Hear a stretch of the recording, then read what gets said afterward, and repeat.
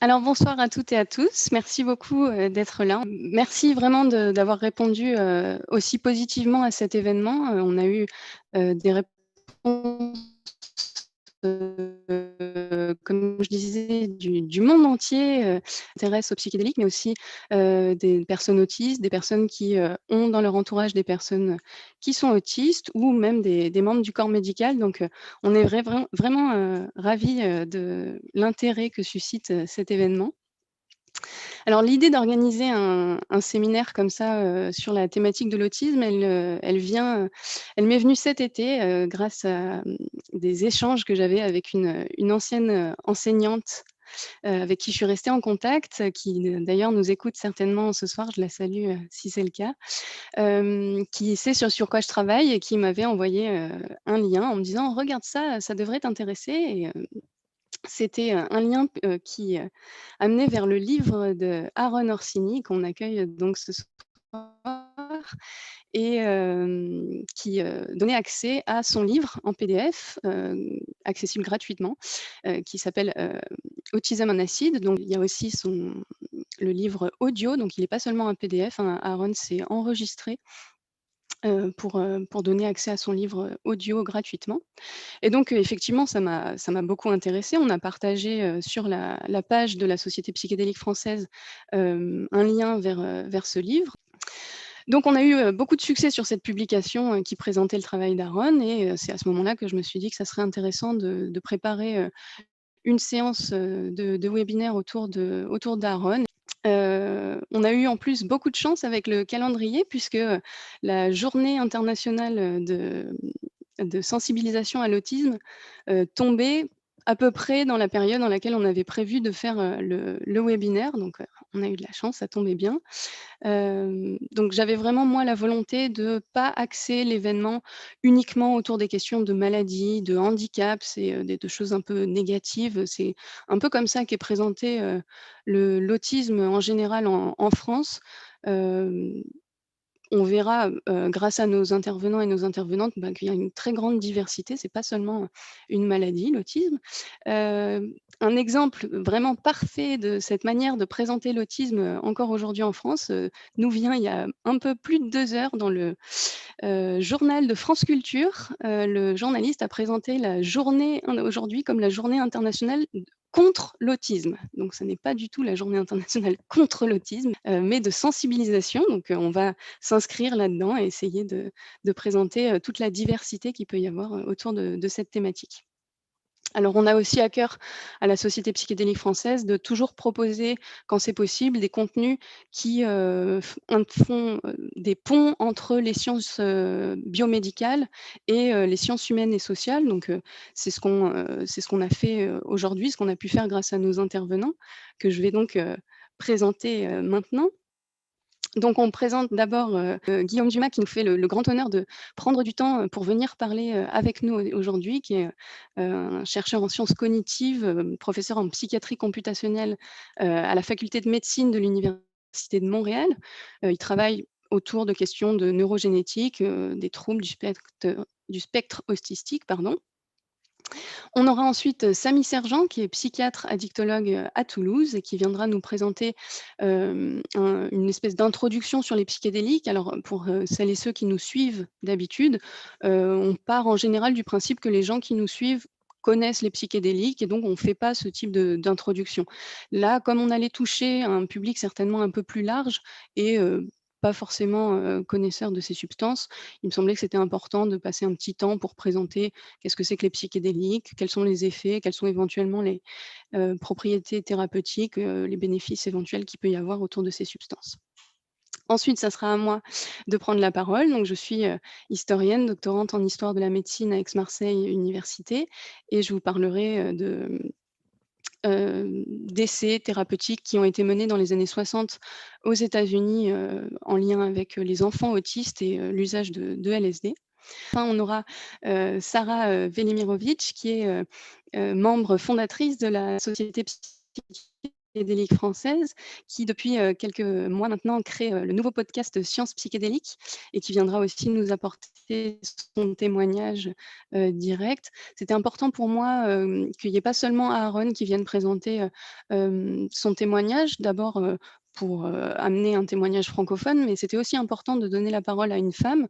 Sarah en parlera, mais il y a des grosses problématiques autour du diagnostic des femmes. On connaît peu de diagnostic d'autisme, on connaît peu les symptômes. C'est vraiment beaucoup plus un parcours de combattant pour parvenir au diagnostic quand on est une femme. Donc je remercie encore plus Sarah d'avoir accepté de participer à cet événement-là. Alors, pour terminer et avant de passer la parole donc, à Guillaume, je précise bien sûr, hein, c'est important de le dire, particulièrement, lors de cette séance-là, que cet événement, il n'est pas du tout fait pour encourager ou inciter, à l'usage de psychédéliques, pour les personnes, autistes.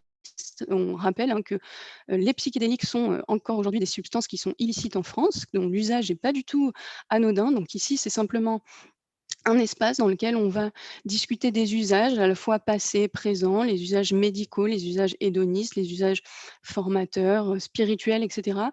Mais voilà, on n'est pas du tout, ici en train de, faire, l'apologie de ces substances ou de dire qu'il faut absolument les consommer et que ça va aider tout le monde. C'est pas non plus des substances, qui vont guérir l'autisme. On n'est pas du tout non plus dans cette idée-là, comme disait France Culture, contre l'autisme. C'est pas du tout ça. Vous verrez, à travers nos différents intervenants un peu, tous ces sujets-là. Mais voilà, je voulais vraiment bien poser les choses dès le début.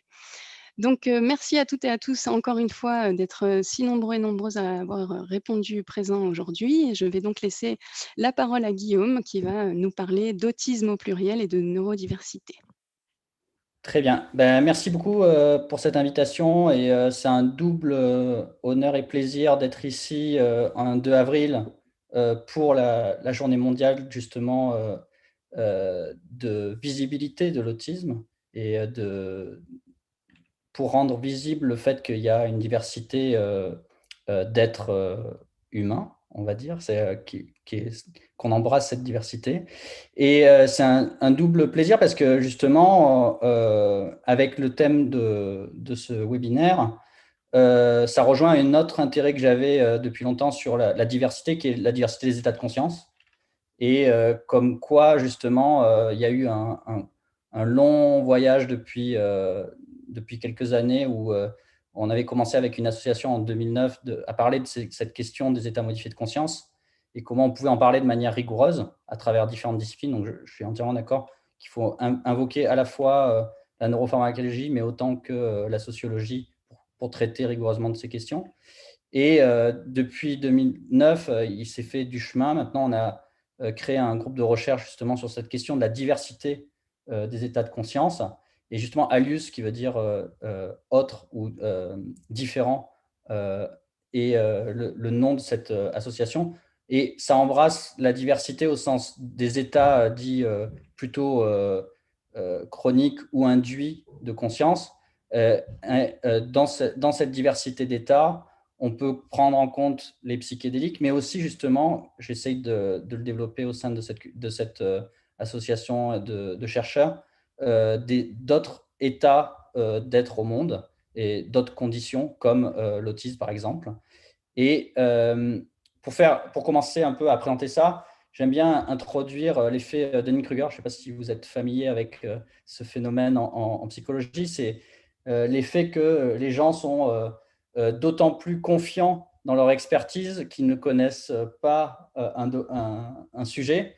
Et pour vous illustrer ça, en fait, on a un pic de confiance sur un sujet, notamment sur les réseaux sociaux. Et dans le cas de l'autisme, c'est assez présent. Il faut faire attention à ce qu'on peut lire parce que rapidement, des gens ont des opinions très, très arrêtées, alors que justement, pour être un peu la voie de la recherche sur l'autisme aujourd'hui, plus on recherche à propos de ce qu'est l'autisme, plus on comprend que c'est compliqué, que c'est loin d'être bien défini et avec une définition arrêtée.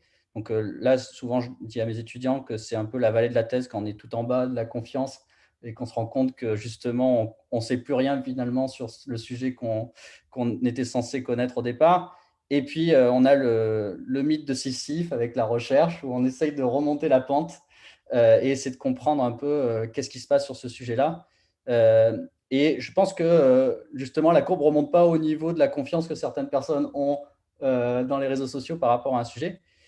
En tout cas, c'est très dur de couvrir l'autisme en 15 minutes, mais une des premières choses qu'il faut prendre conscience, c'est que beaucoup de choses sont amenées comme étant une corrélation de l'autisme. Certaines associations parlent d'épidémie. Alors justement, l'erreur de France Culture sur la nomination de la journée mondiale de l'autisme en témoigne aussi. La terminologie et les mots employés sont des fois assez brutaux. Et souvent, en fait, on a des relats de corrélation entre ça augmente avec l'usage des pesticides ou ça augmente avec ça. Alors, mon ancien patron à l'Institut Pasteur prend souvent cet exemple-là des colis FedEx où, en fait, vu que la population mondiale augmente, ben, tout ce qui augmente corrèle avec l'augmentation des colis FedEx. Et si on prend le cas de la prévalence de l'autisme, peut-être qu'on a une augmentation en apparence, mais si on contrôle pour tous les effets sociaux et culturels autour du diagnostic, en fait, on s'aperçoit que cette prévalence, elle est assez stable.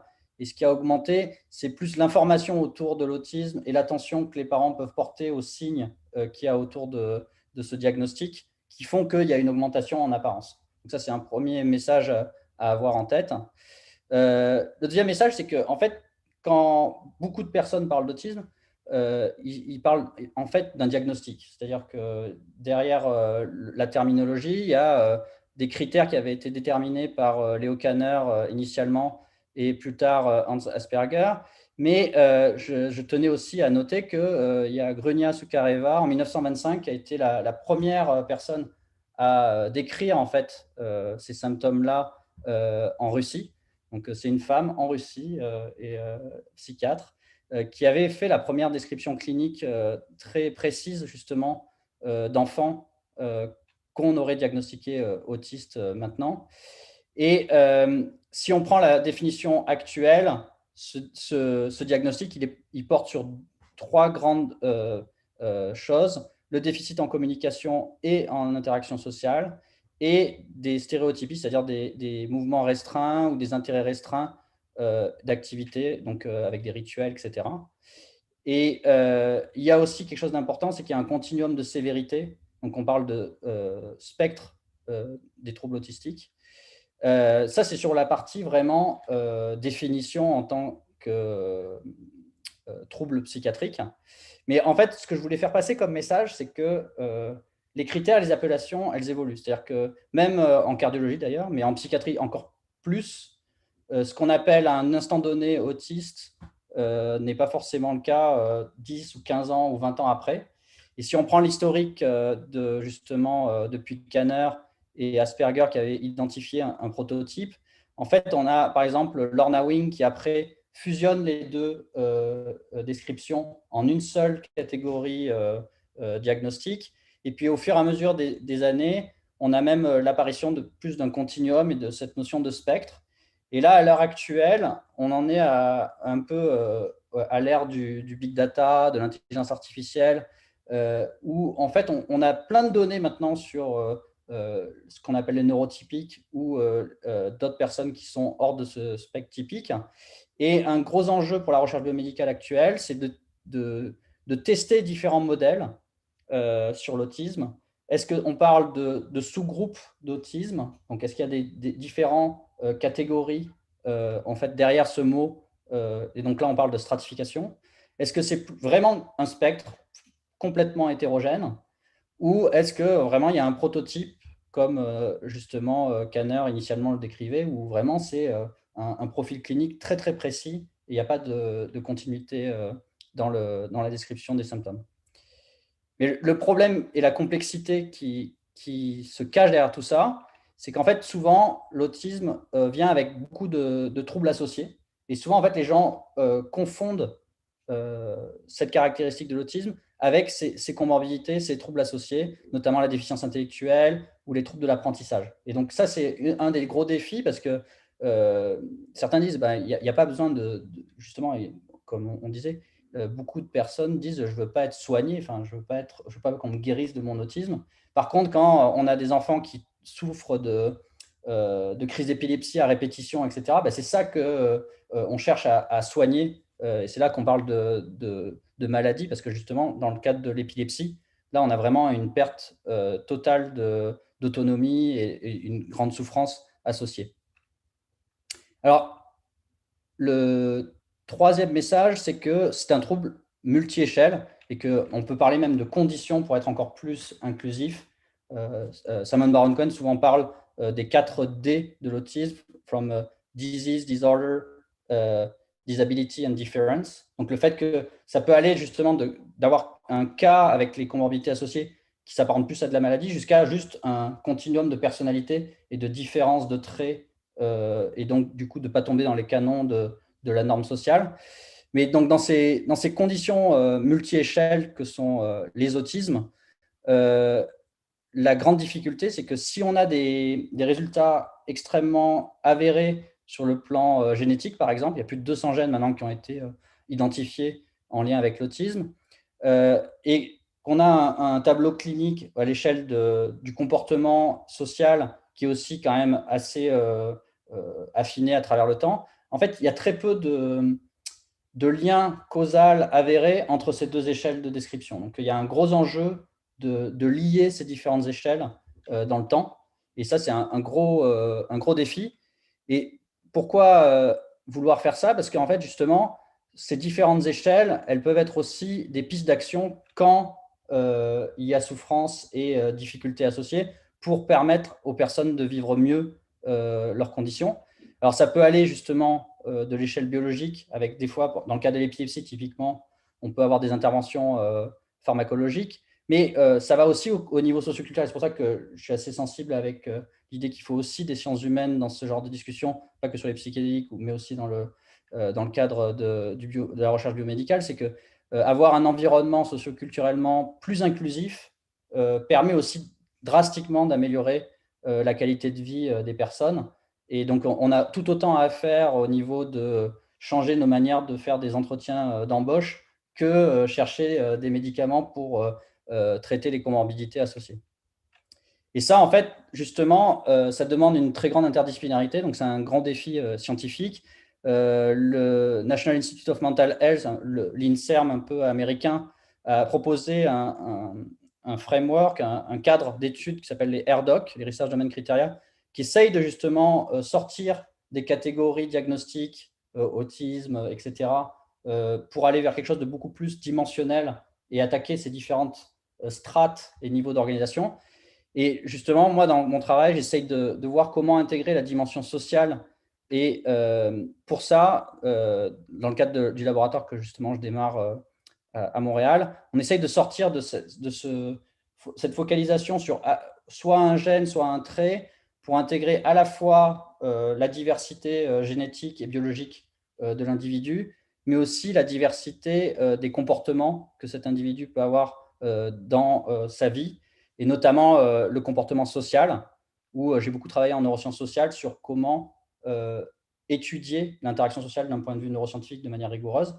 Et ça, dans l'idée d'avoir une prise en charge la plus personnalisée possible. Donc, on parle de psychiatrie de précision, pour essayer de comprendre à travers ces différentes données possibles sur ces différentes échelles, comment on peut accompagner les personnes à vivre au mieux leurs conditions. Et le gros défi sur lequel aussi on travaille, ça c'est un travail avec Christophe Gau et mes collègues, notamment Julien Maquet et Jean-Arthur Micot-Franchi, c'est de voir aussi comment il y a un décalage souvent entre le vécu des personnes avec autisme et les familles, et les sujets de recherche biomédicale qui travaillent sur l'autisme. Donc là, on a fait une étude où on regarde à la fois Twitter et PubMed. PubMed, c'est une sorte de grande base de données de tous les articles scientifiques dans la recherche biomédicale. Et on met en face à face les questions qui sont centrales à la communauté des patients, des personnes, des familles, qui touchent à la gestion de l'argent et la gestion financière, comme le fait d'avoir plus d'informations ou d'avoir plus de reconnaissance de cette diversité, a un côté plus biomédical sur les troubles du langage, les comorbidités, la génétique associée, etc. Et je pense qu'il y a vraiment beaucoup à faire à confronter ces deux perspectives-là pour mieux aligner les intérêts des personnes autistes avec la recherche qui est faite sur cette condition. Donc ça demande c'est un gros défi, c'est pour ça que je disais un défi scientifique, mais aussi pour la société. C'est-à-dire que quand on parle de conditions et de santé mentale, en fait, on a beaucoup d'acteurs qui sont impliqués, les individus, bien sûr, avec leur famille, les chercheurs et les cliniciens qui étudient ces conditions-là ou qui essayent d'aider et d'accompagner. Mais il y a aussi les décideurs politiques et les associations, notamment en France, les associations de familles sont d'une force exceptionnelle dans le cadre de l'autisme. Et il y a un vrai défi à coordonner ces différents efforts de manière cohérente et ça demande beaucoup d'empathie justement et de compréhension de la diversité des intérêts et des aspirations de chacun. Donc voilà, c'était une introduction assez courte mais condensée du coup. Et si ça vous intéresse, on a fait un article, si vraiment la question scientifique de l'autisme vous intéresse, on a fait un article justement avec Catherine Lord, qui est une des plus grandes spécialistes sur cette question du diagnostic dans Nature Disease Primer. Et mon père a fait une traduction en français, si ça vous intéresse. Donc voilà, Ah n'hésitez bah, pas. super ça. Merci beaucoup Guillaume, c'était une très bonne présentation, très visuelle, je suis très sensible au PowerPoint systématiquement et c'était un très bon PowerPoint. Merci beaucoup, j'ai appris beaucoup de choses. Je le redis parce qu'on a beaucoup de personnes qui se sont connectées pendant l'introduction.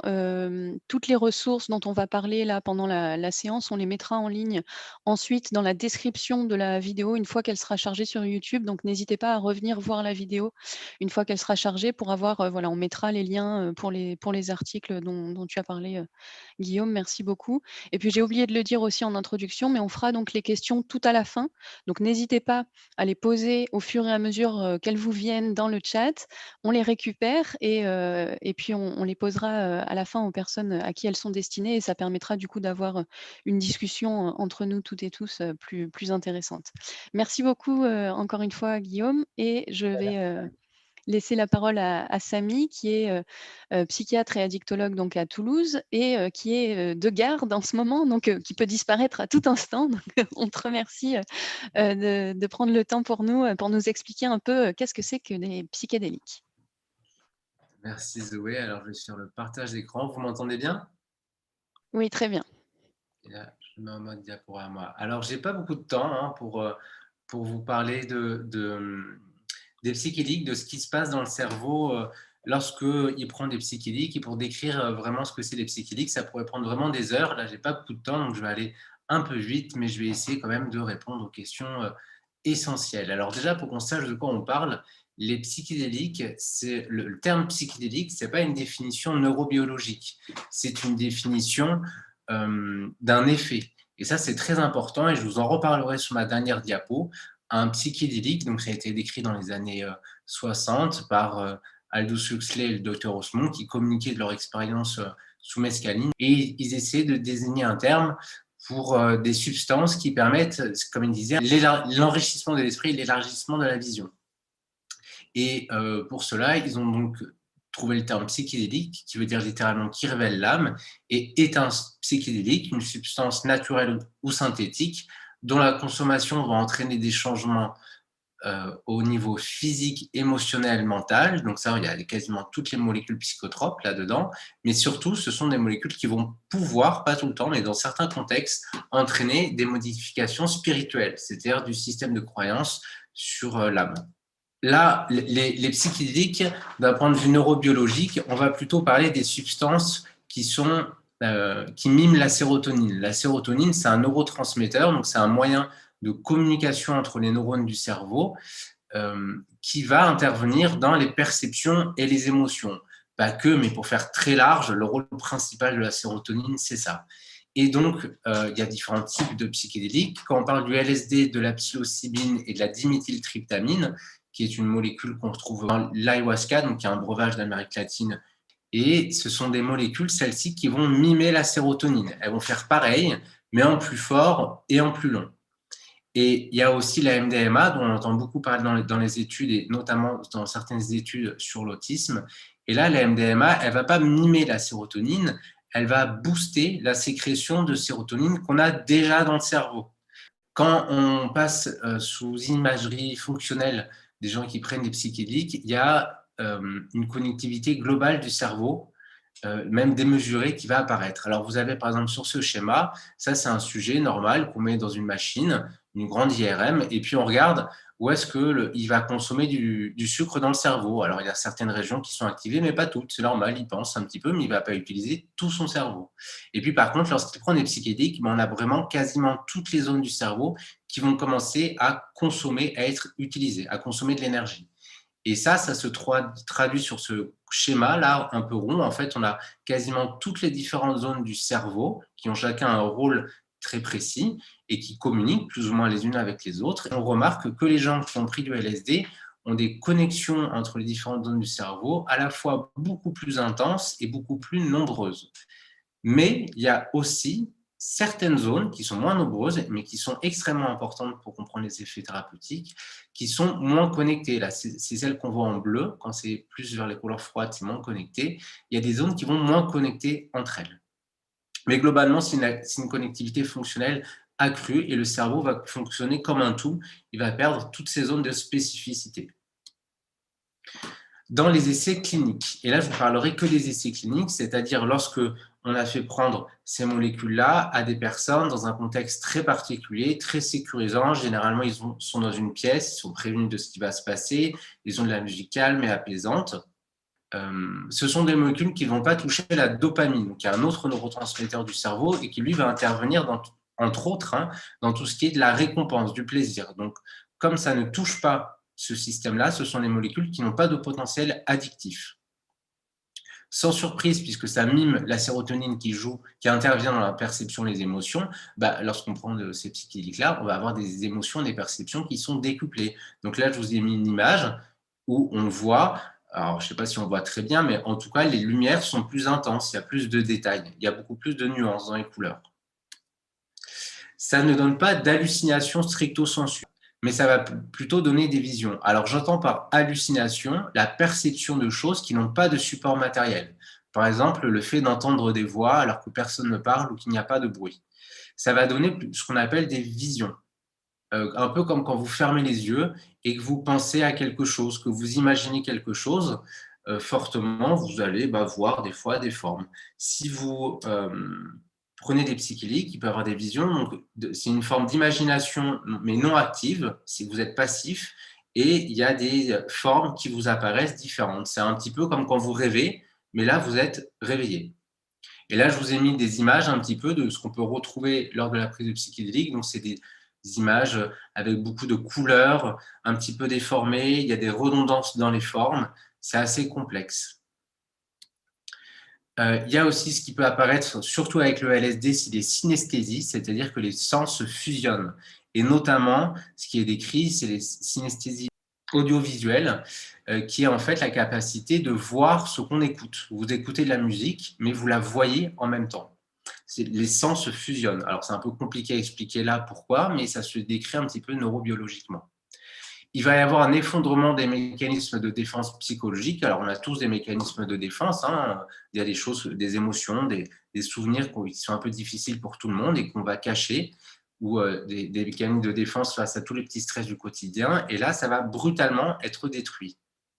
Et c'est peut-être cet effondrement des mécanismes qui va expliquer que les gens ont une très nette augmentation de leur capacité de se souvenir de leurs faits autobiographiques, des événements de leur vie. Et à une certaine dose, et dans certains contextes, sont même décrites des expériences dites mystiques. Alors ça, c'est officiel, ce terme il est décrit dans la littérature scientifique. Et une expérience mystique, c'est un sentiment d'avoir une unité profonde avec l'environnement, avec la nature, avec tout ce qui existe. On fusionne avec tout. Et c'est même, pour la curiosité, les gens qui auraient des expériences mystiques avec la psilocybine auraient de manière significative, dans les mois qui suivent leur expérience, une plus grande ouverture d'esprit, c'est-à-dire une plus grande tolérance, une plus grande curiosité et plus de compréhension pour des idées qui diffèrent des leurs. Les perspectives thérapeutiques de ces molécules sont variées. Ça aurait des très forts potentiels thérapeutiques dans les addictions, dans les angoisses liées à la fin de vie, dans les troubles obsessionnels compulsifs, dans les algies vasculaires de la face, donc c'est des douleurs du visage qui font très très mal, et dans ce qu'on appelle des dépressions. Alors j'ai mis dépression entre guillemets, c'est un peu compliqué, mais on va dire chez les personnes qui se sentent tristes et qui n'ont pas d'autres raisons d'être tristes, comme de la psychose par exemple, des gens qui ont un certain mal-être, on va dire, et ce de manière assez forte et résistant à plusieurs traitements. Ça a montré des résultats thérapeutiques assez impressionnants et qui se maintiendraient dans le temps, au moins jusqu'à 6 mois, avec 1 à 2 prises de ces molécules-là. Et ça, c'est la dernière diapo, et je recolle avec la première pour vous dire que ce qui est très important là-dedans, c'est pas tant le fait de prendre des psychédéliques, c'est l'expérience psychédélique. À chaque fois qu'on prend un produit, quel qu'il soit, ou même lorsqu'on rencontre quelqu'un, l'effet qu'on va avoir n'est pas simplement dû à la molécule ou à la rencontre. C'est dû à la molécule en elle-même, certes, mais aussi à nous-mêmes, à ce qu'on est génétiquement et à notre passé personnel psychologique, à notre vécu, mais aussi et très fortement du contexte dans lequel on le prend. Le contexte va particulièrement influencer l'effet des psychédéliques. Et c'est vraiment qu'avec un contexte sécurisant, des contextes très particuliers, qu'on peut vivre des expériences psychédéliques. Ça n'arrive pas à chaque fois que les sujets en prennent, ça arrive dans un contexte particulier. Et voilà, donc j'ai été peut-être un peu rapide, et je vous remercie à tous du coup de m'avoir écouté, aux organisateurs de l'UEPINEB et surtout à tous les scientifiques et à tous les chercheurs qui s'intéressent sur ce sujet. Merci beaucoup Samy pour cette présentation. Donc je vais vous partager à mon tour mon PowerPoint. Ça va être à moi de parler maintenant.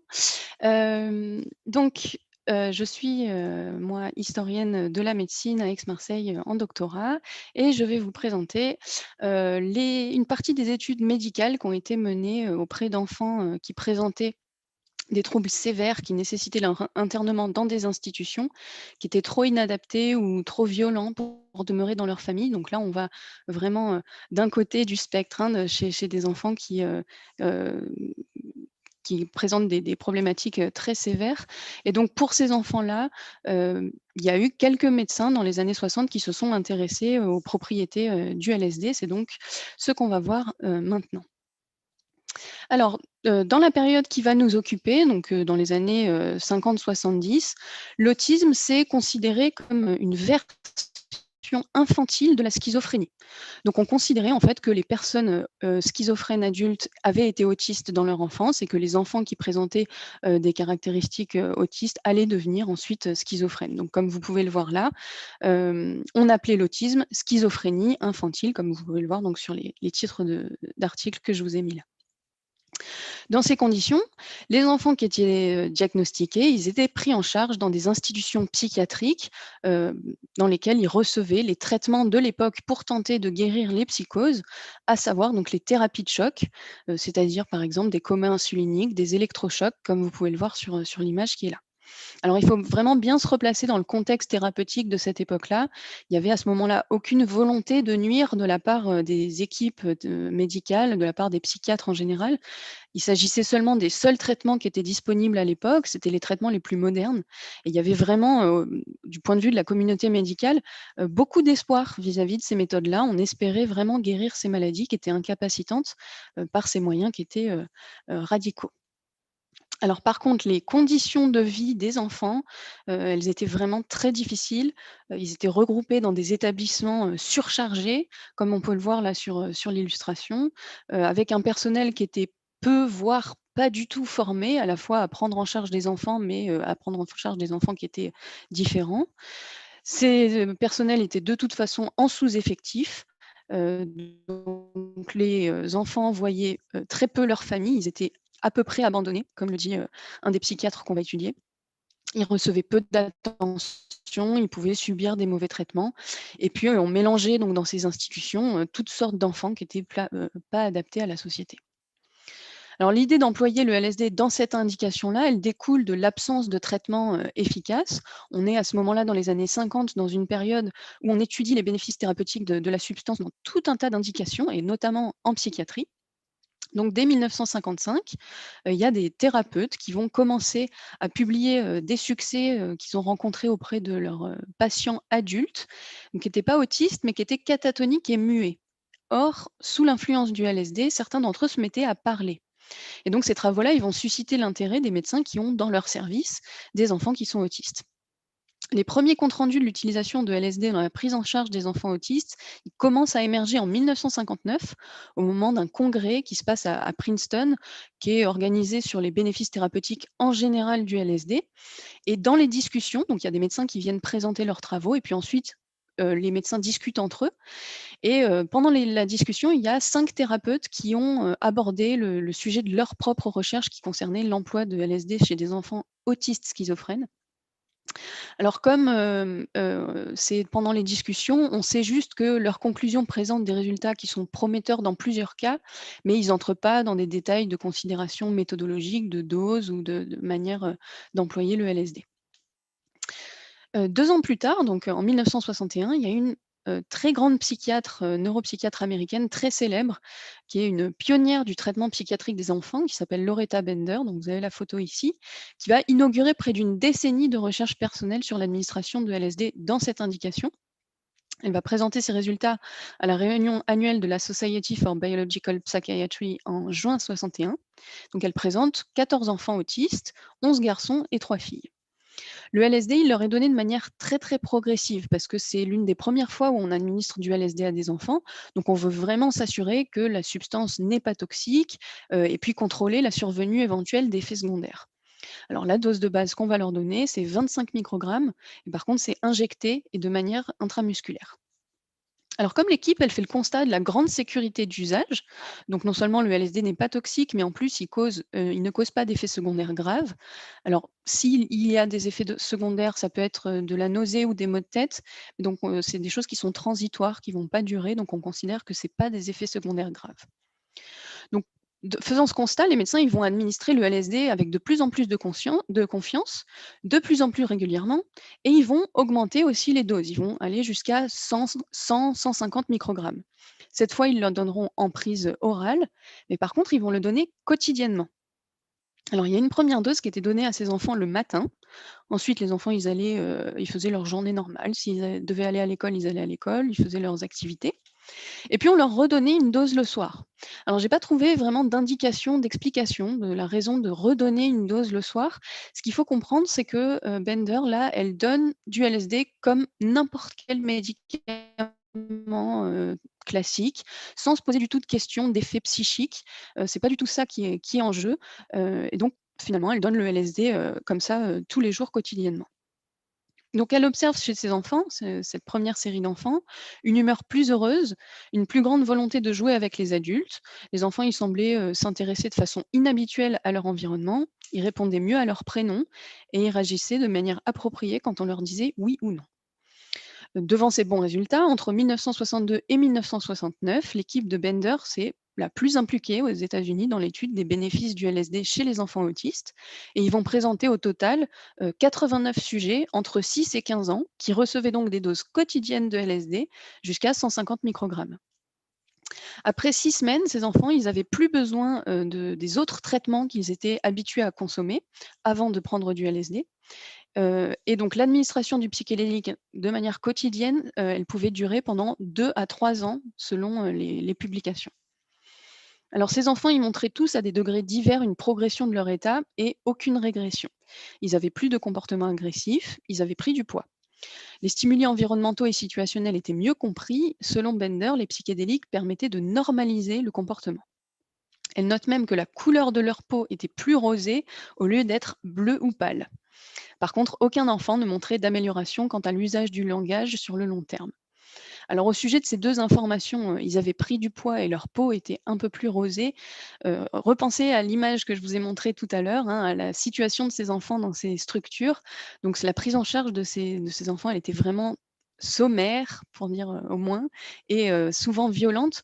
Donc en fait, une partie des bénéfices qui sont observés au moment de l'administration de LSD, ils peuvent être attribués au fait que pour la première fois, ces enfants, ils recevaient une attention particulière de la part du personnel soignant qui était là pour les prendre en charge. Alors à partir de 1962, il y a plusieurs autres équipes de recherche qui vont publier leurs résultats dans la presse médicale américaine, avec des succès qui sont variés, principalement dus aux méthodes qui sont employées, qui sont très diverses, et puis à l'accompagnement ou non, surtout ou non, des enfants.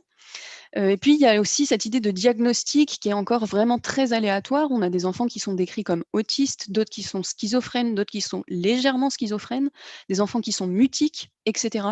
Donc, ce qui fait qu'en réalité, les panels, ils étaient très, très hétérogènes. Alors, en 1963, il y a le New York Times qui publie un article qui met en valeur le travail de Bender avec le LSD et les enfants. Et puis en 1969, comme vous le voyez sur le tableau ici, le nombre d'études sur le sujet est suffisamment conséquent pour que des chercheurs réalisent une revue de la littérature. Alors l'un des résultats les plus constants de toutes ces études-là, c'est l'atténuation partielle et souvent transitoire du mutisme. Donc les enfants se mettent ou se remettent à parler, mais ça ne va pas durer dans le temps. Alors, le tableau que je vous ai mis là, il est donc tiré de l'article qui fait la revue de la littérature et on voit que dans l'ensemble, les résultats, ils sont plutôt positifs. Mais bon, on peut quand même se demander comment ce tableau a été réalisé parce qu'il n'y a pas de case entre bons résultats et mauvais résultats. C'est un peu un problème des études médicales à cette époque, c'est qu'elles n'ont pas la rigueur de ce qu'on connaît maintenant aujourd'hui avec des méthodologies bien fixées. Voilà, donc en tout cas, vous avez ici une idée un peu globale des différents âges, des différentes doses qu'on pouvait donner à ces enfants à cette époque. Alors, je vais m'attarder sur l'étude de Gary Fisher et de Daniel Castille. Ces deux psychiatres, ils ont une manière de concevoir le traitement au LSD qui est complètement différente de celle de tous leurs autres collègues que je vous ai montré ici. C'est ce qu'on va voir donc pendant cette présentation. Alors Fischer et Castille, ils estiment quant à eux que c'est les enfants les plus âgés qui sont les meilleurs candidats pour la thérapie psychédélique, je cite, parce que la communication verbale était possible et aussi parce qu'ils avaient tendance à être moins repliés sur eux-mêmes, plus schizophrènes qu'autistes et présenter une symptomatologie plus flagrante. Alors à travers cette citation, on voit qu'on est vraiment à un moment où la définition de l'autisme, elle n'est pas du tout encore spécifique et que ça pose des problèmes de classification. Alors pour décrire l'institution dans laquelle il travaillait, Fischer il utilise a posteriori, dans un article qu'il écrit en 1997, le terme de pandémonium. Pandémonium, ça veut dire capitale imaginaire des enfers. Donc ça vous donne une idée de l'ambiance qu'il pouvait y avoir dans cette structure. Alors je cite, il explique, il y avait des hurlements constants, des bagarres et des comportements destructeurs. Fin de citation. Les enfants du service, c'était les plus gravement, du service de Fischer et de Castille, c'était les plus gravement perturbés d'une population hospitalière qui était plus large. Ces enfants-là, ils ne jouaient pas, et de toute façon, les jouets qui étaient introduits, ils étaient rapidement détruits. Fischer, il explique aussi que les séances psychédéliques ont été organisées dans la salle des visites, parce que celles-ci ne servaient jamais, et c'est là qu'il dit ces enfants étaient à peu près abandonnés, ils ne recevaient jamais de visite. Alors leur étude, elle présente 12 enfants qui ont entre 5 et 13 ans. Fischer et Castille, ils ont utilisé du LSD, mais aussi de la psilocybine. Donc, c'est très original, c'est les seuls à avoir fait ça, parfois séparément, parfois simultanément. Donc, ces recherches, elles sont uniques, à la fois par leur utilisation de plusieurs produits, mais aussi parce qu'ils utilisaient des doses qui étaient variables selon les enfants, entre 50 et 400 microgrammes pour le LSD. Donc Fischer et Castille, c'est les seuls chercheurs de la liste que je vous ai présentée à avoir tenté d'optimiser l'expérience psychédélique pour un enfant donné, plutôt que d'administrer mécaniquement une dose constante du même produit à tous les enfants, comme pouvait le faire Bender. Donc dans leur étude, il y a vraiment une plus grande attention qui est portée aux différences individuelles des patients, mais également à la préparation et au cadre dans lequel aura lieu l'expérience. C'est ce qu'on appelle le set and setting que vous a montré donc Samy. Donc, des 7 études que je vous ai présentées dans le tableau, il n'y a que Fischer et Castille qui ont tenté de créer cette atmosphère peu menaçante, soutenante, bienveillante pour les enfants. Alors, c'est utile de noter que Fisher, il était proche de Joyce Martin, qui est une psychanalyste anglaise dont je vais parler dans le prochain webinaire. Je fais un peu de pub en avance. Joyce Martin qui a développé une méthode de psychothérapie fusionnelle, elle l'appelle comme ça, qui vise à apporter aux patients un soutien particulièrement maternant. Donc, Fisher, il a très certainement été influencé par cette méthode très douce qui apporte vraiment une grande attention au bien-être des patients. En tout cas, donc, Fisher et Castille, ils veillent à mettre en place une relation positive entre le patient et le thérapeute, qui doit donc être établie avant la séance. Les enfants, ils sont jamais laissés seuls, ils sont sans cesse accompagnés par un thérapeute masculin et une thérapeute féminine, qui ont eux-mêmes une connaissance approfondie et personnelle des effets du LSD et de la psilocybine. Ils ont une attitude qui est soutenante, qui est bienveillante. Ils jouent avec les enfants, ils utilisent une grande variété de stimuli, de la musique, des fleurs, de la nourriture, des images, etc. Alors on sait maintenant, nous, que ces conditions-là, elles sont indispensables à la thérapie assistée aux psychédéliques, mais à l'époque, les méthodes, elles étaient vraiment en cours d'élaboration. Tous les thérapeutes ne les mettaient pas en place et d'ailleurs, tous les thérapeutes ne les connaissaient pas du tout, hein. Si vous suivez un peu mes travaux, en France, on n'était pas du tout au courant de ces méthodes-là à la même époque. Donc, par exemple, Bender, elle a apparemment administré le LSD uniquement comme un médicament classique à prendre donc quotidiennement, qui nécessiterait aucune condition particulière de préparation, d'implication du thérapeute ou de cadre. Donc, contrairement à elle, Fisher et Castille, eux, ils administrent du LSD et de la psilocybine au cours de psychothérapie, de séances de psychothérapie qui sont soit hebdomadaires, soit mensuelles. Et ces séances, elles durent entre 7 et 10 heures. Ils ont développé une nette préférence pour l'expérience psychédélique prolongée à haute dose, en particulier donc avec les enfants les plus âgés pour les raisons que je vous ai dit au début. Alors les résultats les plus efficaces qu'ils ont obtenus sont faits avec un cocktail de médication. Donc ils font d'abord une prémédication de 10 mg de Librium. Ensuite, ils attendent une demi-heure. Ils donnent ensuite 10 à 15 mg de psilocybine. Et encore 20 minutes plus tard, 250 à 300 microgrammes de LSD. Donc ça, c'est la manière qui leur a le mieux fonctionné pour eux. Mais comme je vous disais, selon les enfants, il variait vraiment les doses. En plus de tout ça, en plus de toutes ces substances, Fisher et Castille, ils donnaient souvent ce qu'ils appellent des boosters pendant la séance elle-même, qui peuvent aller de 25 à 100 microgrammes de LSD, notamment quand les enfants étaient bloqués, n'arrivaient pas à dépasser certaines choses, hop, on leur redonnait du LSD. Alors l'hypothèse de travail de cette étude, c'est que la psychose, ça serait un système défensif massif de répression, évitement, déni, qui servirait de protection à l'individu contre les traumatismes de la petite enfance. Donc la psychothérapie assistée au LSD, elle devait permettre à l'enfant de revivre ses traumatismes, accompagné d'un personnel qui était bienveillant pour lui permettre de, je cite, libérer sa douleur.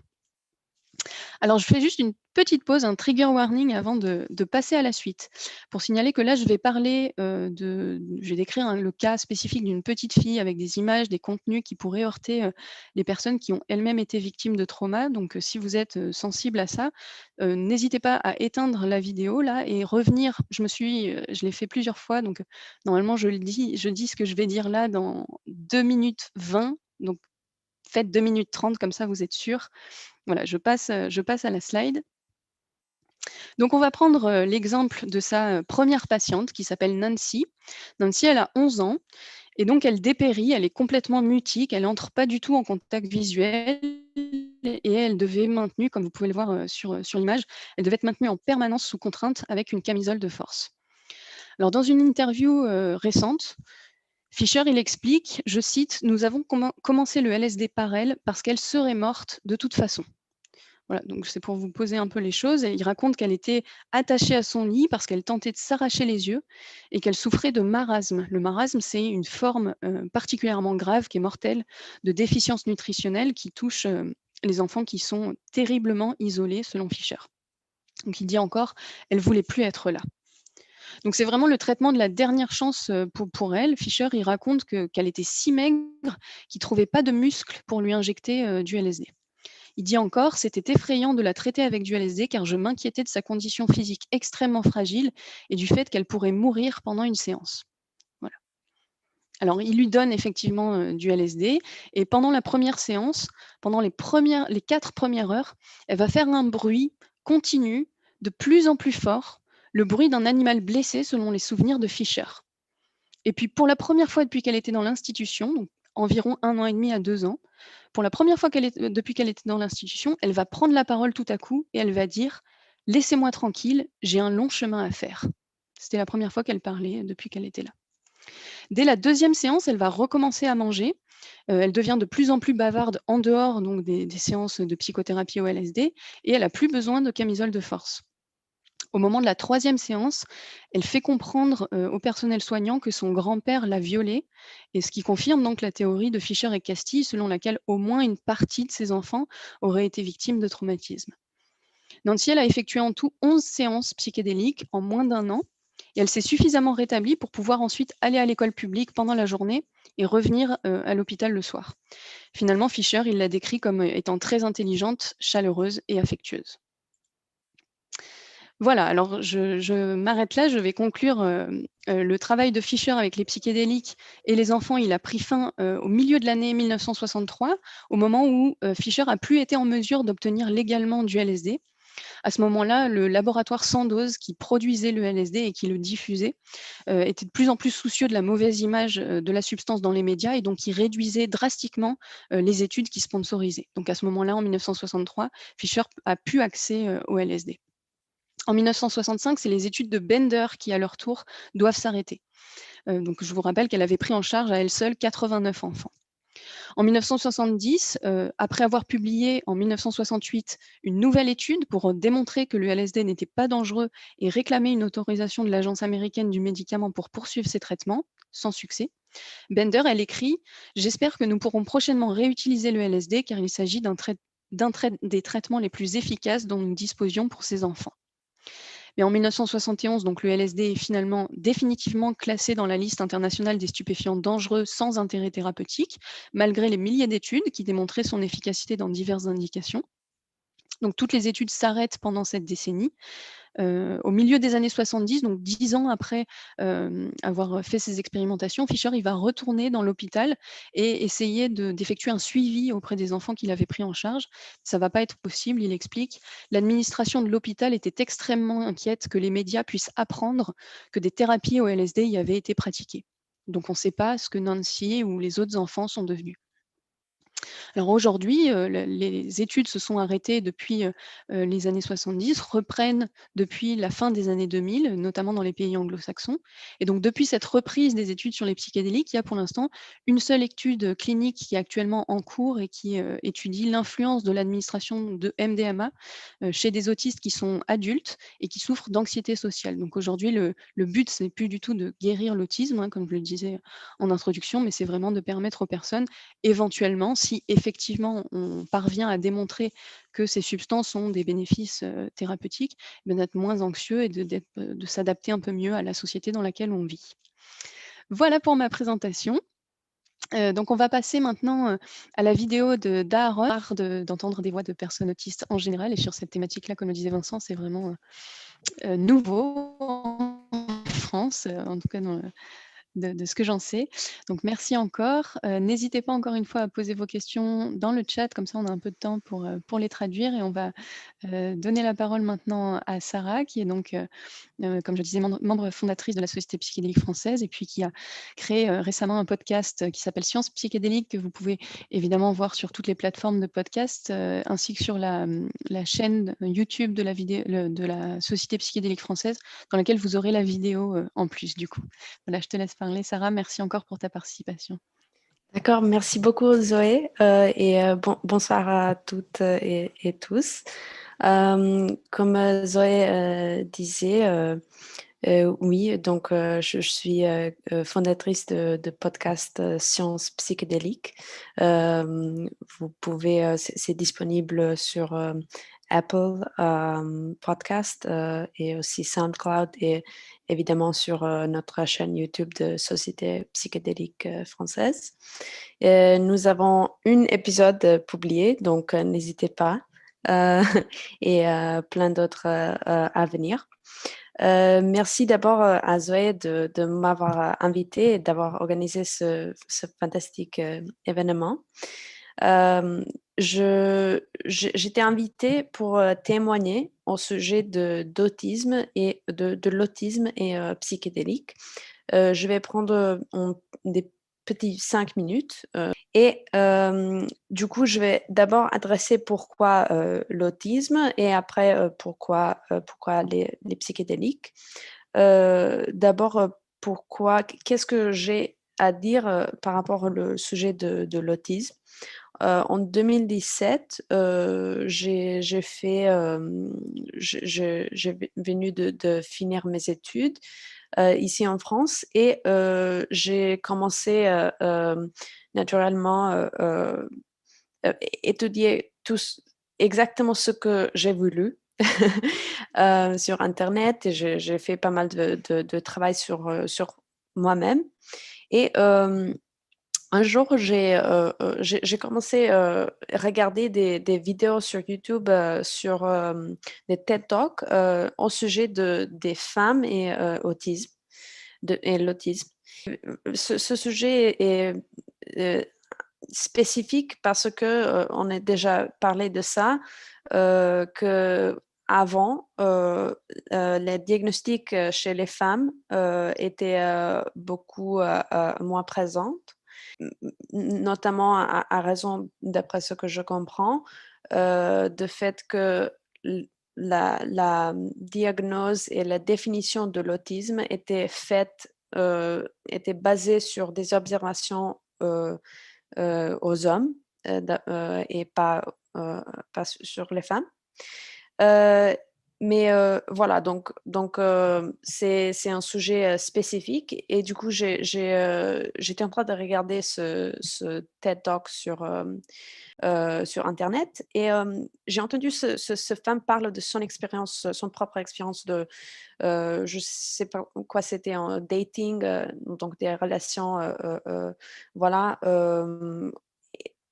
avec des femmes atteintes d'autisme. Et elle a dit dans un moment, je suis honnête ou je suis intègre, je suis passionnée, je suis intense, je suis, je suis une femme porteuse d'autisme. Et en ce moment, j'ai compris, bah, je suis comme elle. Maintenant, je comprends. Et du coup, c'est un peu comme ça que je me suis autodiagnostiquée en sorte d'être sur le spectre. Et donc voilà, c'est ça mon histoire. Euh, En même temps, j'ai aussi un frère Asperger et aussi un autre frère qui est diagnostiqué avec l'autisme, porteur d'autisme non-verbal. Et on sait que dans la fratrie, quand il y a une diagnose, il y a du sens de s'interroger pour tous les membres. Voilà. Et à l'époque, c'était vachement une expérience intense quand j'ai compris ça, quand j'ai rendu compte. Et c'est ce que, en fait, m'a poussé ou de me permettre d'aller chercher le soutien psychologique. Du coup, j'ai rencontré ma thérapeute à l'époque et commencé à travailler avec elle. Et en ce moment, je lui demandais comment, comment je pourrais éventuellement avoir une diagnose de l'autisme parce que j'étais en ce moment, j'étais en moment absolument convaincue que c'était quelque chose, voilà, que c'était la vérité.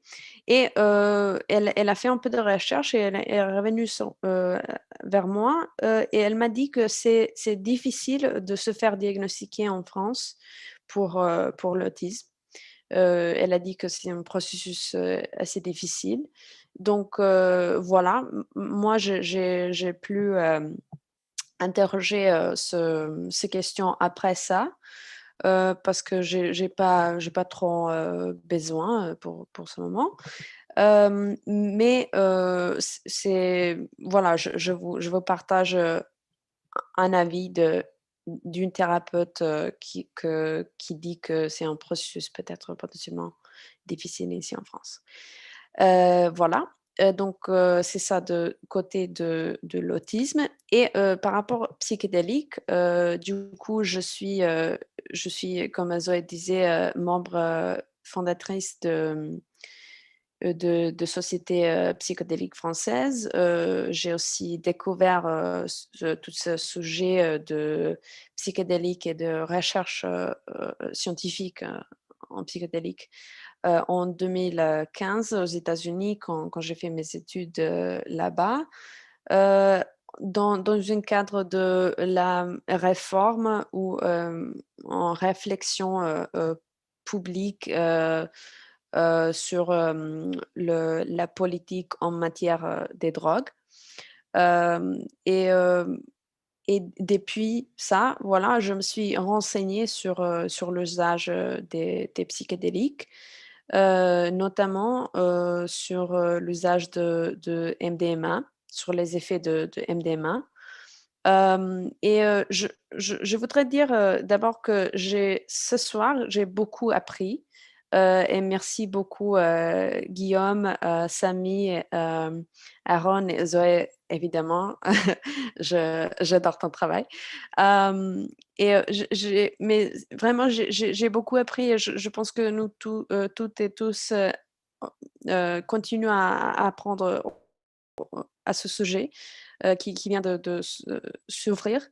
Euh, mais en fait, pour être assez constructive et peut-être courte, ce soir, je vais partager deux ressources que je pense qui sont assez, qui peuvent être utiles dans la réflexion sur usage de MDMA et l'autisme. D'abord, j'ai regardé la conférence de Dr. Ben Sessa, qui est un chercheur et médecin en Angleterre et qui fait une étude sur alcoolisme et MDMA, le traitement d'alcoolisme avec thérapie assistée par la MDMA, évidemment dans un cadre réglementé clinique. Et d'après ce qu'il dit dans cette conférence, et Zoé va sûrement partager dans un moment ou un autre le lien, ce qu'il explique, c'est qu'avec la MDMA, c'est la connexion, le sens de connexion augmente. Le sens d'euphorie ou des sentiments profonds de bien-être aussi augmente. Et il y a une baisse de la peur ou de sentiment de peur, ce qui fait que MDMA est une substance qui aide beaucoup à gérer, comprendre et dépasser ou transformer une expérience traumatique.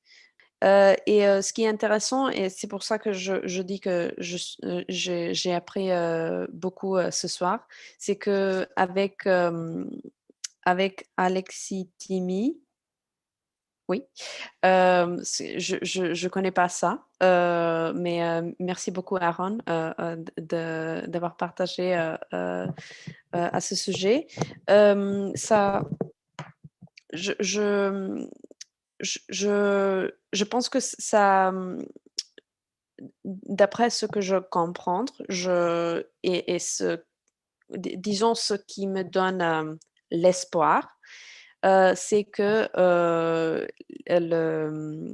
les effets de MDMA peuvent aider les patients à exprimer à s'exprimer sur des différentes émotions qui peut-être avant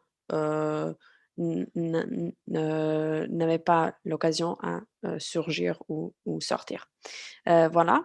Et le deuxième ressource que le dernier truc, c'est que le deuxième ressource que j'ai voulu vous partager, c'est, ou peut-être vous signaler, c'est juste le manuel de MAPS, donc Multidisciplinary Association for Psychedelic Studies.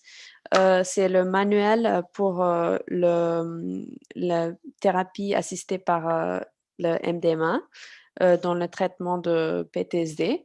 Voilà, c'est un manuel qui est en fait open source, open science, et c'est le manuel qui est utilisé par les thérapeutes aujourd'hui dans le démarche de MAPS, voilà, de compléter le processus de FDA. Et afin d'avoir une utilisation légale et médicale de MDMA pour PTSD. Et ça, c'est disponible sur ligne, donc vous pouvez dès maintenant aller lire en anglais comment les thérapeutes dans MAPS sont instruits de soutenir et travailler avec les patients dans la thérapie assistée par la MDMA. Et surtout, ça donne beaucoup d'espoir pour nous toutes et tous. Et merci beaucoup pour cette occasion. Zoé, à toi. Merci beaucoup Sarah, et encore une fois, c'est aussi, l'un des buts, hein, de la Société psychédélique de faire de la médiation scientifique, auprès de la communauté française, pour, faire connaître ces études, éventuellement les traduire parce que, l'enjeu, d'avoir, ces ressources accessibles en français est important, hein, pour intéresser, nos médecins, nos psychiatres, à ces recherches. La traduction est assez, importante, donc on va passer aux questions. Je vais commencer donc, en fait, je pensais qu'on traduirait, en live, et en fait, Vincent s'occupe de tout parfaitement, sur notre chat Zoom, et Aaron répond, en même temps, donc je vais traduire, enfin je vais dire les questions et puis les traductions d'Aaron en même temps, c'est merveilleux. Hem Alors, il y avait une personne qui demandait: est-ce que dans le livre d'Aaron, il y a aussi des témoignages de mauvaises réactions avec les psychédéliques? Je pense que c'est nécessaire de montrer aussi ça, et donc Aaron répond: il y a évidemment, aussi une discussion sur ces résultats, difficiles, avec des messages de réduction des risques, qui sont, aussi inclus, donc dans le livre. Je pense que, vraiment vous avez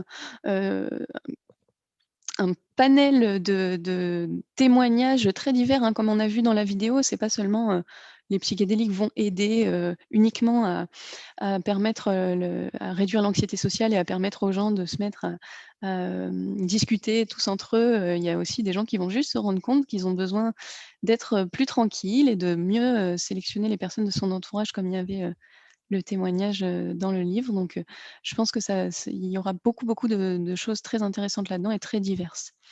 Alors il posait aussi, il y avait une autre question au sujet de comment aborder le sujet avec son médecin, avec son psy, donc certainement le sujet de la prise de psychédéliques, et Aaron répondait: de plus en plus de cliniciens et de thérapeutes apprennent à connaître les psychédéliques grâce à des programmes de formation continue. Ceux-ci ne peuvent pas être prescrits, mais de plus en plus de thérapeutes et de médecins sont de plus en plus conscients.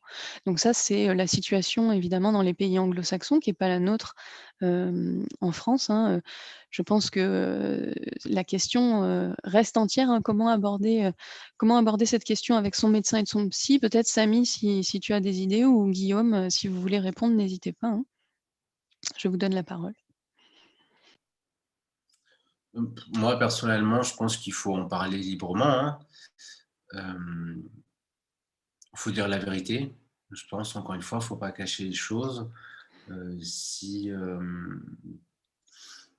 les personnes sont autistes et consomment, je pense qu'il faut le dire, il faut expliquer le pourquoi, qu'est-ce qui est recherché, et il faut se sentir à l'aise avec son psychiatre ou son psychologue.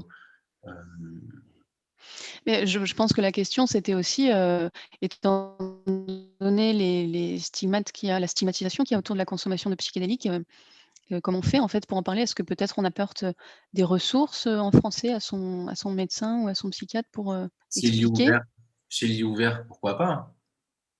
Après, voilà, tout dépend de l'ouverture d'esprit de la personne avec qui on en parle, encore une fois, hein. Alors on a, une autre question. L'interaction entre 2 personnes autistes est-elle plus simple qu'avec une personne autiste et non autiste? Alors là, je suis pas, qualifiée pour répondre.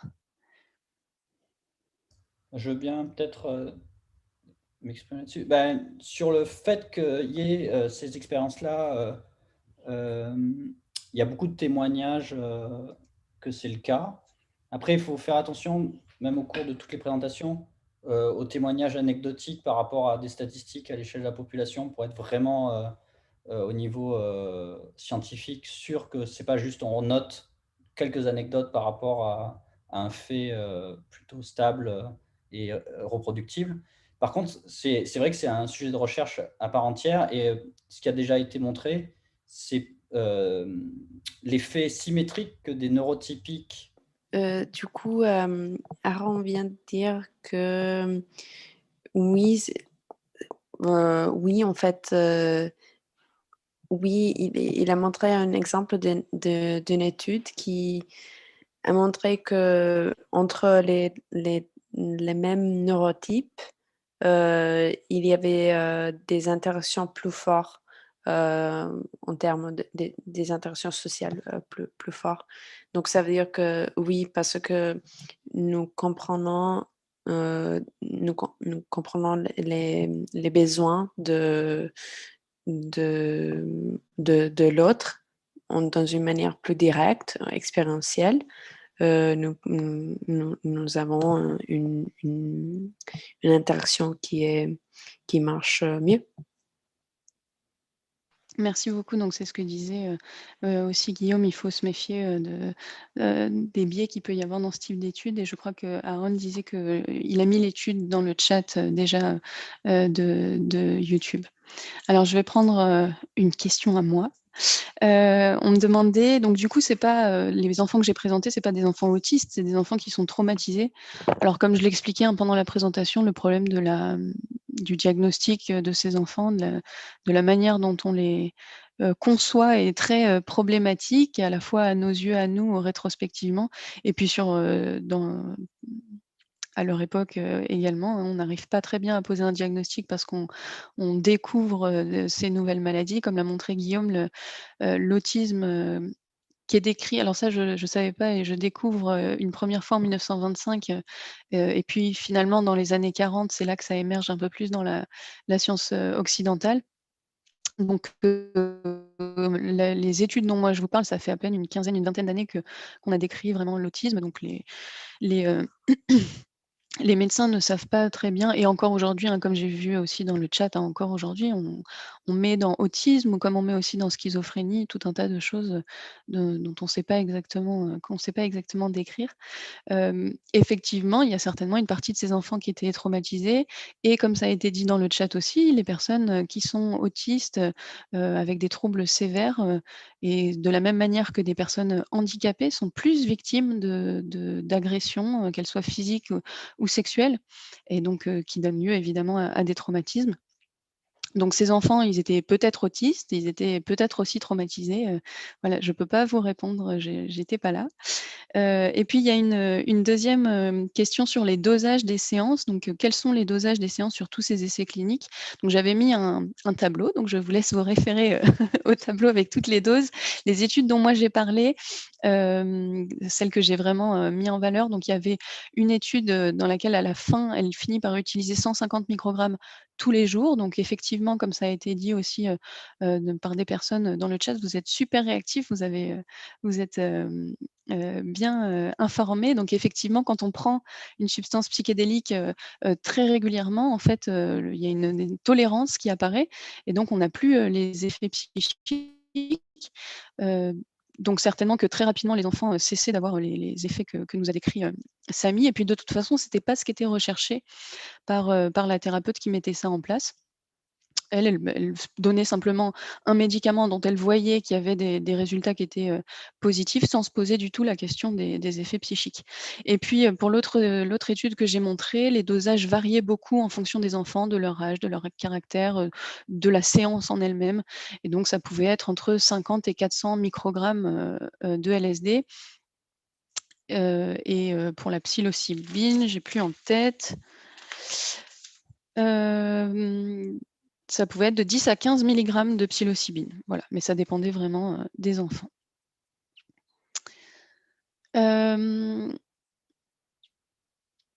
il y a une personne qui demande: les personnes atteintes de ces troubles neurodivergents ne devraient-elles pas éviter les psychédéliques car elles sont plus susceptibles de développer une HPPD, je ne sais pas ce que c'est, une schizophrénie et une psychose à long terme? Et Aaron répond: des recherches supplémentaires sont nécessaires à cet égard et le défi est que la recherche est actuellement très limitée dans cette indication. Donc la découverte de ces effets tels que l'HPPD proviendra probablement d'enquêtes et d'études qui viendront, comme je le disais et comme l'a bien montré Aaron dans son étude. En fait, pour l'instant, il y a une seule étude clinique qui étudie la réduction de l'anxiété avec l'aide de MDMA, et il n'y a aucune autre étude qui étudie l'impact des psychédéliques, quels qu'ils soient, pour les personnes autistes. Ça, c'est un premier problème. Et le deuxième problème, c'est que de toute façon, il y a très peu d'études en fait qui étudient pour l'instant les psychédéliques. Il faut bien avoir en tête qu'on est dans la première décennie en fait de reprise de ces études-là. Si quelqu'un veut prendre la parole, n'hésitez pas, hein, si vous voulez ajouter des choses. Je voudrais juste Oui. ajouter, justement, ce principe de précaution, il est très important et il faut faire preuve tous d'une extrême humilité par rapport à notre incompréhension de ces phénomènes, que ce soit justement au niveau de l'autisme qu'au niveau des psychédéliques. Et souvent, les gens préfèrent avoir une solution, on l'a vu avec Covid et l'hydroxychloroquine, une solution magique, et c'est ce qui, spontanément, par nos biais cognitifs, est attirant parce qu'on a envie d'avoir une solution simple, mais la réalité scientifique et sociétale, elle ne l'est pas forcément. Et pour prendre un exemple complètement différent, par exemple, même le cas de la méditation, il y a eu tout un boom, un renouveau de la méditation. Maintenant, on s'aperçoit qu'il faut être conscient cliniquement, que certaines personnes vont avoir des déréalisations, et faire de la méditation, ce n'est pas forcément toujours positif non plus. Et donc, c'est là où il faut être mesuré et faire preuve de grande humilité par rapport à ce qui est encore à accomplir. Mais heureusement, comme on disait justement dans le chat, il y a une énorme expansion de nombre de recherches et d'instituts de recherche à très haut niveau sur ces thématiques, et c'est pour le meilleur, quoi. Oui, c'est vraiment quelque chose que je dis beaucoup aussi sur les études sur la dépression. C'est un petit peu la même chose. On a beaucoup de gens qui nous contactent à la Société psychédélique française pour nous demander quand est-ce qu'on aura ces traitements. Il faut répéter et dire systématiquement que pour l'instant, on est au stade vraiment du début des études. On n'est absolument pas sûr que dans 10 ans, la conclusion de toutes ces études qui seront faites sera que effectivement il y a des bénéfices thérapeutiques. Pour l'instant, la question est entière et évidemment, c'est un problème pour les personnes qui sont dans dans l'instant, dans le vécu de leur souffrance et de leur dépression, et qui voudraient évidemment bénéficier de ces traitements qui semblent des traitements miracles. Mais il faut vraiment se méfier de ça. C'est euh, systématiquement, en fait, dès qu'on découvre un nouveau psychotrope, il y a comme ça une envie tout de suite d'en bénéficier, et on s'aperçoit que c'est à ce moment-là que peuvent arriver des dérives, des usages qui sont en dehors des pratiques qui permettent de les utiliser avec sécurité. Donc il faut vraiment qu'on attende d'avoir le résultat d'études nombreuses sur des panels importants, parce qu'il y a ça aussi, hein. Pour l'instant, les études sont faites sur des tout petits groupes de personnes, et donc c'est pas du tout généralisable.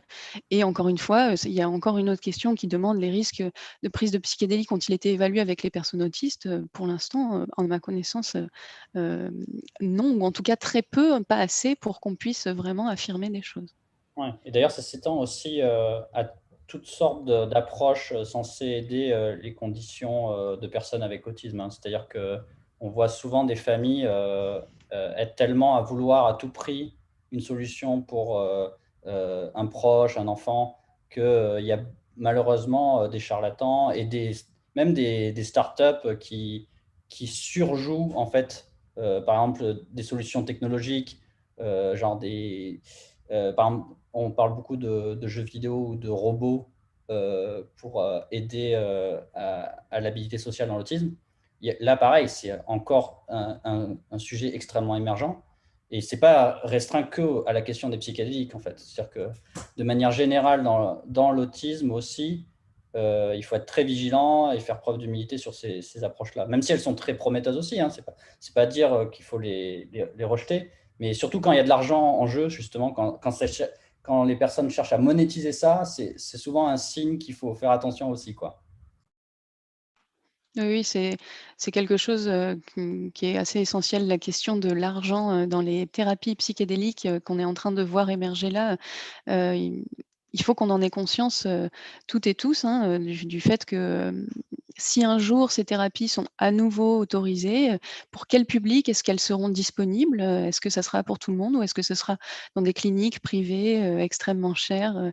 Parce qu'il y aura que là que le set and setting, par exemple, pourra être mis en place parce que le système de santé tel qu'il est aujourd'hui, ne peut pas intégrer ces techniques qui seraient trop coûteuses à la fois en termes humains et en termes de structure. Enfin bref, voilà, c'est des questions qui sont cruciales. On est vraiment à un moment charnière et très intéressant de foisonnement, de recherche et aussi se souvenir que le temps de la science, le temps des découvertes, médicales est pas du tout celui, des humains qui sont là en attente, d'amélioration, chimique. Voilà. Est-ce que quelqu'un, voudrait reprendre la parole? Je ne sais pas s'il y a d'autres questions, je crois pas.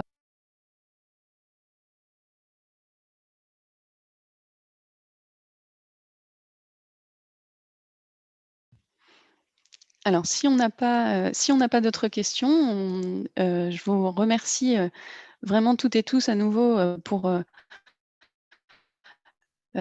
votre écoute, votre enthousiasme, votre participation, dans le chat. Vous avez été, super comme d'habitude en ligne très prochainement avec toutes les ressources.